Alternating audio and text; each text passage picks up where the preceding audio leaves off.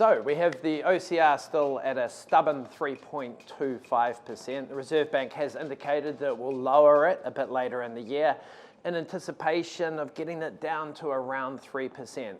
With the bad economic news that we're seeing at the moment that suggests that the recovery is a bit more sluggish than most were expecting, I think the OCR's still got potential to go a bit lower, and I wouldn't be surprised if we saw it get as low as 2.5%.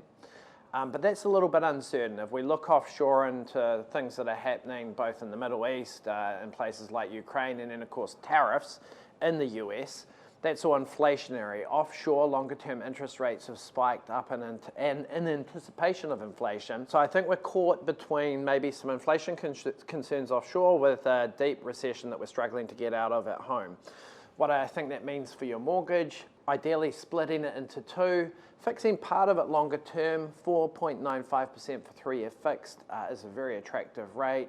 Leaving a chunk of it, maybe as much as half on a short-term rate, and taking the opportunity of any lower rates later in this year, timing of which is a bit uncertain.